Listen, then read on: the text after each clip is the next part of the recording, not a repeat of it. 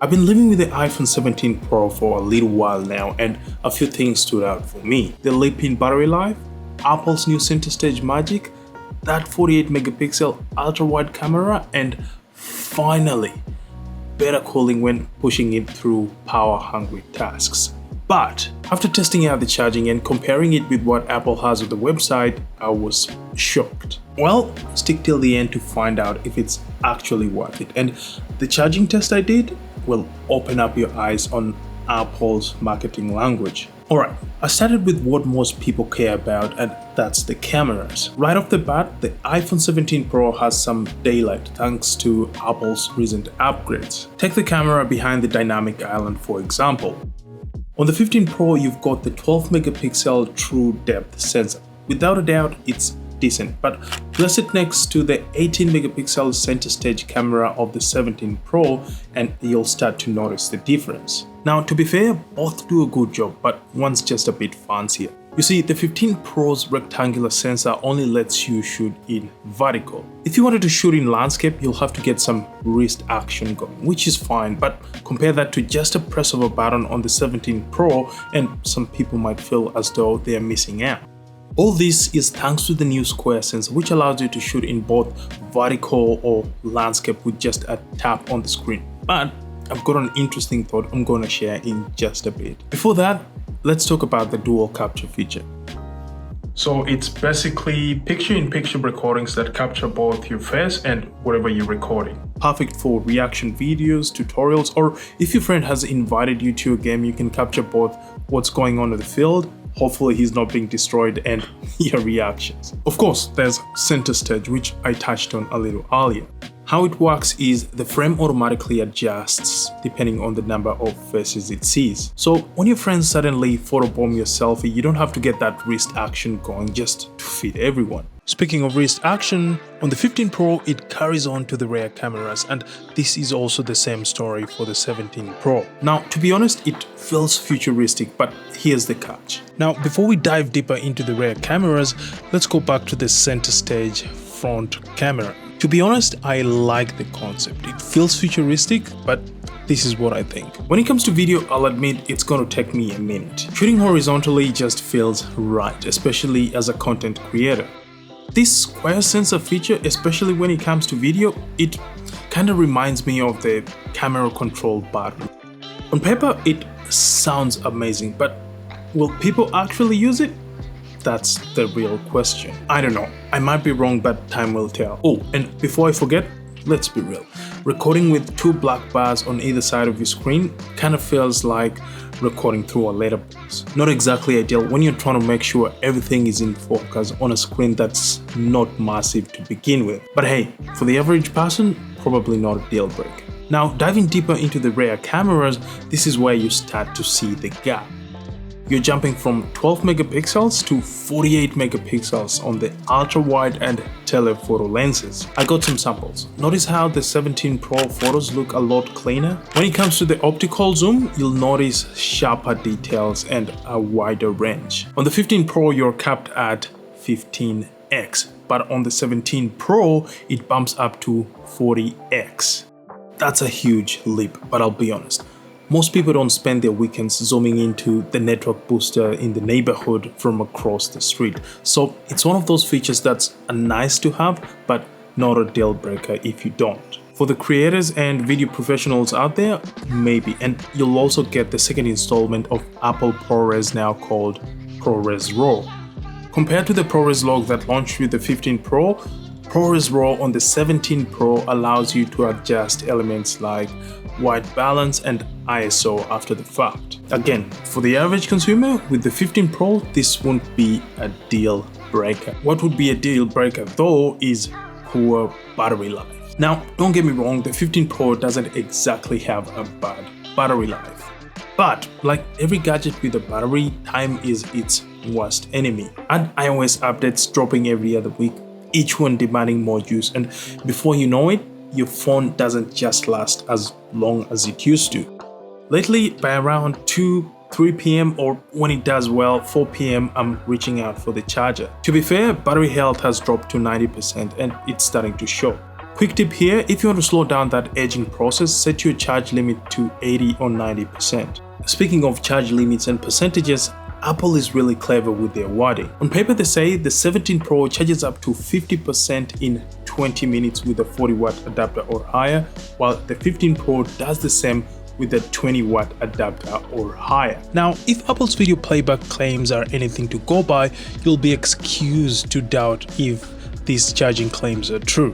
So, to cut through the spin, I tested it myself. Starting completely flat, I plugged them into Ugreen's 100-watt charger. Then using ports C1 and C2 that output 45 watts, I started juicing them up. After about 20 minutes, the difference was more than 20%, and their claim of 50% charge in 20 minutes is actually true, so you can rest your laurels. Now, where I'll give the 17 Pro the green light is wireless charging. As for wireless charging, thanks to the latest Qi 2 technology, it now supports up to 25 watt speeds if you got a 30 watt adapter or higher. On the 15 Pro, you're capped at 15 watts.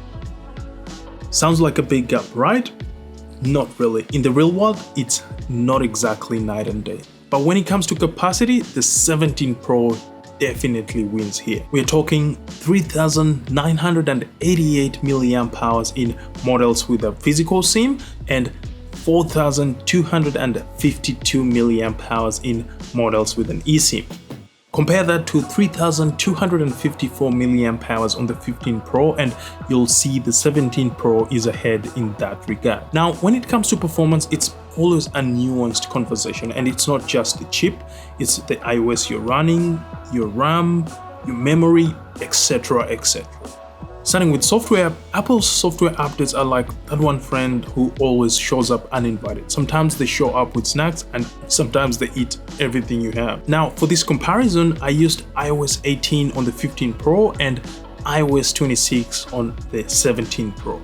That way, we're looking at both sides of the aisle, because let's be honest, there are people who are saying this about iOS 26, and then there are people like me who are absolutely loving it. The animations, the liquid glass effect, it just feels refreshing. Now, that's not to say iOS 18 is bad. It's stable, it's reliable, and definitely doesn't use as much power as iOS 26. That said, the 17 Pro with iOS 26 is a pretty sleek combo, but here's the twist. Compared to the 15 Pro on iOS 18, you're only going to note the differences in fringe cases. Opening apps may be a tad bit faster. Gaming, just a tad bit smoother. But day-to-day stuff like firing off text messages, doom scrolling on TikTok, or binging on YouTube, you'll be hard-pressed to tell them apart. Where you'll tell them apart though is heat. After long hours, the 17 Pro stays cooler thanks to its vapor chamber and aluminum chassis, which help dissipate heat faster.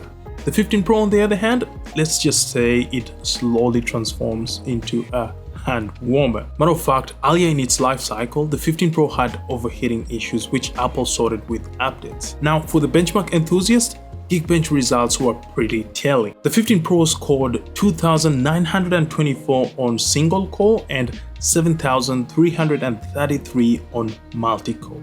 On the 17 Pro, I got 3,837 on single core and 9,694 on multi-core. That's roughly a 30% bump across the board. On paper, that sounds massive, but in real-world use, like you saw earlier, it's barely noticeable. What you'll notice though is that the 17 Pro doesn't slow down as fast as the 15 Pro eventually does, and a big reason for that is memory and storage. Out of the box, the 17 Pro comes with 12 gigs of RAM and 250 gigs of storage.